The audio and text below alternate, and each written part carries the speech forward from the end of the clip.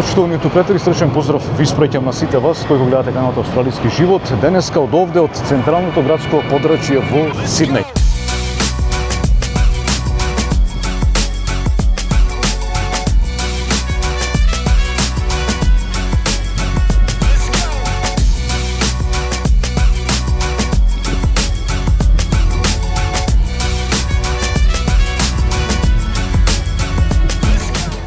Допусте за прв пат на овој канал, јас сум Радко и аплодирам видеа кои се поврзани со австралискиот начин на живење, со нашинците кои живеат на овој далечен континент, по некоја имигрантска приказна, по некој интервју, по некоја животна историја и се со цел луѓето кои живеат надвор од Австралија да видат како живеат нашите луѓе овде во Австралија.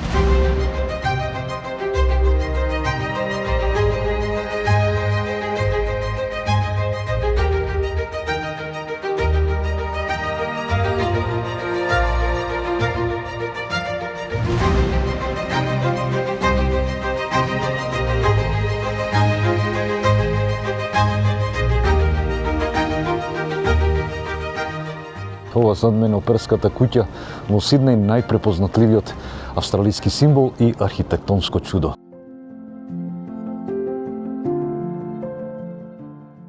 Изградбата почнала во далечната 1959 година и сите мислеле дека ќе трае само неколку години. Но никој не знал што ги чека доправа. Проблеми со инженерството, финансиите и политиката ја претвориле изградбата во вистинска сапуница која траела цели 15 години. Прво не можеле да најдат начин да ги изградат тие големи бетонски едра кои биле премногу комплексни. Потоа трошоците почнале да растат. Првично била планирана цена од 7 милиони австралиски долари и на крајот се скачила на повеќе од 100. Дизајнот на данецот Јорн Уцсон секако дека ја направи ова дестинација символ на целата Австралија. Јорн Уцсон бил дански архитект со бујна имагинација и мирен и скромен дух. Не бил некој познат гений пред конкурсот за оперската куќа, напротив, бил млад, со мало студио во Копенхаген и многу соништа на хартија. Кога дознал за надпреварот во Австралија, решил да испрати идеја, иако никогаш не бил таму, па ниту знаел нешто за Сиднеј. Замислете човек на друг крај на светот, гледа само една слика од пристаништето и замислува нешто кое ќе изгледа како бели едра кои ќе пловат на морето. Неговиот дизајн бил инспириран од природата, од морето, од брановите, од облаците, од идејата дека уметноста треба да диши со самата околина. Многу луѓе во почетокот не го разбрале.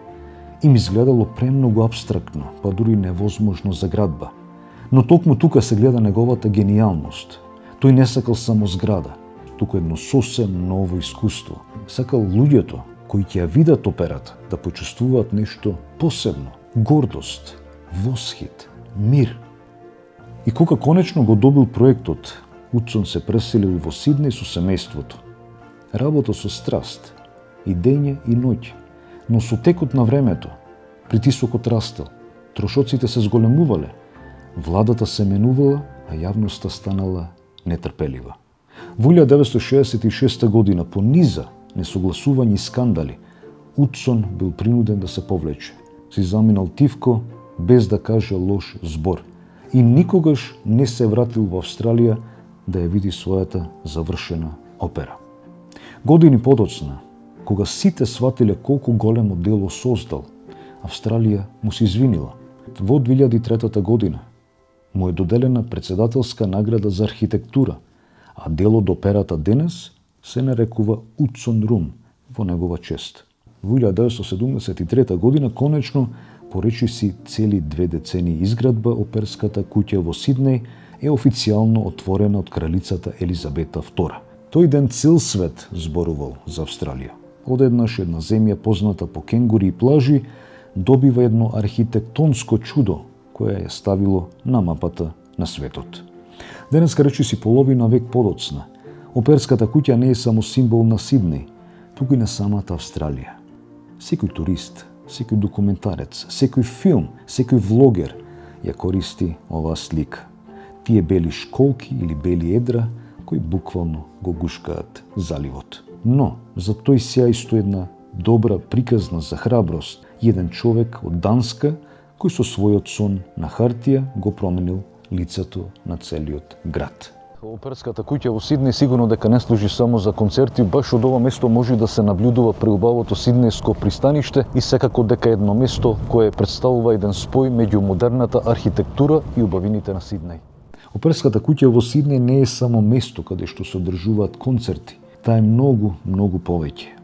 Таа зграда е срцето на Сиднеј, срцето на Австралија, место каде што се меша уметноста со природата, културата и секојдневниот живот. Сместена е најсовршената локација која може да ја замислите во Сиднеј, на полуостровот Бенелонг Пойнт, кој излегува право на пристаништето и оттаму погледот едноставно е неверојатен.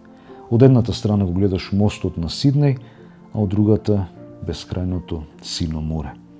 Дури ако никогаш не влезите внатре, само да седните пред незе со кафе во рак и да гледате како поминуваат бродовите, тоа е сосем доволно. Местото е постојано живо. Утринските часови се полни со џогери, туристи со фотоапарати, локалци кои шетаат кучиња. Навечер целото пристаниште со светлува, белите едра или белите школки на операта блескаат во различни бои. Понекогаш таму има проекции, настапи под отворено небо, па дури огномети на познатата новогодишна ноќ во Сиднеј. Велат годишно дека има над 1000 представи од класична музика па до концерти. Така да, ако сте во Сиднеј, ова дестинација, не смејте да ја пропуштите. Во неа не се одржуваат само опери, класични концерти, туку има балети, театри, филмски настани, поп концерти, па и дури и детски представи. Салите се толку различни по стил и акустика, што секој има свој карактер. Дури и ако не сте љубители на класичната музика, нема шанси да не ве фасцинира атмосферата која владее во самата градба. А околу неа животот непрестано тече. Ресторани, барови, улични уметници, бродчи на кои пловат низ заливот, се изгледа неверојатно живописно. Оперската куќа не е само објект, туку е место каде што диши Сиднеј и целата Австралија. И најубавото од се, сите се чувствуваат добре дојдено. Без разлика дали си турист кој си со фотоапарат, дали си влогер или си локалец кој секојдневно поминува таму, сите имаат чувство дека припаѓаат баш на тоа место. Со својата препознатлива градба и уникатни бели школки, секоја година овде на ова место привлекува милиони туристи. Секоја година повеќе од 8 милиони луѓе ја посетуваат Оперската куќа во Сиднеј. Некои доаѓаат од другата страна на светот само да ја видат со своји очи, а други случајно ќе налетат и се восхитуваат на ова градба. Но сите, апсолутно сите, заминуваат со едно исто искуство, дека виделе нешто посебно. Има и такви луѓе кои плаќаат тури за да ја разгледаат одвнатре, но има и такви кои едноставно шетаат покрај неа и со телефон во рака и прават десетина селфи. Интересно е тоа што во текот на годините Оперската куќа стана најпосетуваната културна атракција во целата Австралија. И не само тоа, таа е дел од светското наследство на УНЕСКО, призната како една од најголемите архитектонски дела на 20 век. Се вели дека ниту една фотографија не може да ја долови незината вистинска убавина. Односно, треба да ја видиш во живо, да ја почувствуваш. Многу посетители раскажуваат кога за прв пат ја виделе, почувствувале нешто посебно. Не знаеш дали од морето, дали од формата, од светлината или од чувството дека стоиш пред нешто кое е создадено од чиста креативност. И тоа е токму магијата на ова место. Оперската куќа не е символ, туку едно емотивно искуство.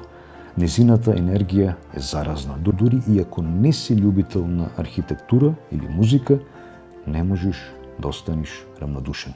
И затоа ако некогаш дојдете во Сиднеј, дојдете тука во заливот, во Сиднејското пристаниште и седнете пред Оперската куќа и уживајте во белите школки или белите едра на ова архитектонско чудо. Ова не е само градба, ова е душата на Сиднеј, душата на Австралија и верувајте, барем еднаш во животот вреди да ја видите со своји очи.